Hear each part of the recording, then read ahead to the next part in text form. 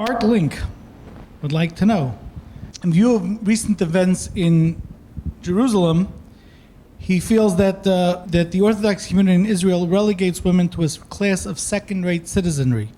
There seems to be a similarity between the Jewish Orthodox view of the role of women and the Islamic view. Please comment. I think you've done that before, but...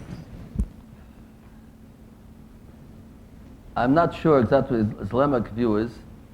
They certainly took it from the Torah, but they might have misinterpreted it and not look at it the right way. So I can't comment on what the Islamic idea is. But as far as Torah thought is concerned, everybody in this world has their place in society. Kohanim, who are the priests, we call them, who served in the Holy Temple at the time of the existence of the temple, that they, duchen, even today, they go up in front of the shul, where you have 10 men, and they give a blessing, whether Sephardim do it every day, Ashkenazim do it on the holidays. That's their special privilege and their duty. And they have special laws that apply to them. Leviim have special laws applied to them. Israelim have laws applied to us, not to the nations of the world. Men have their obligations, women have their obligations, and kings have their obligations. The king could be from any shaved, any Kohanim and Leviim have to come from the certain family of Levi. The king could come from any of the Shvatim, any of the tribes, any of the branches of Judah. It could be from Reuven, from Shimon, but the house of David is the one that was designated to have the kings ultimately come from that Shevet of Yehuda. The first king was from King Shaul, was not from Yehuda. So they have their obligations, the tribe of Yehuda, to produce kings. Everybody has their obligation and their place in Judaism. Men, women, Kohanim, Leviim, and so on. So it's not that we put anybody down. We say that everybody has to fulfill their obligation. Through that we become a great nation together. Everybody puts in their input, whatever we have. Every person has their own talent. Every private person in every shevet has their own talent and their own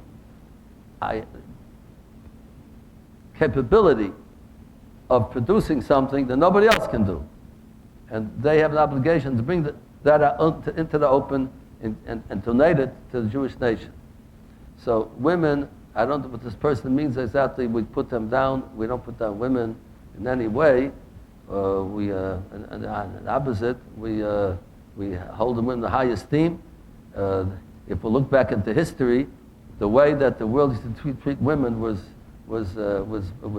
shameful until the Torah came along and made sure that women's rights that we have in the Torah, that the Ksuv has to be written, the marriage contract, which has the obligations of husband to a wife, which is something shined the world, the way they used to treat their wives before the Torah came along, and showed how we have to treat the women.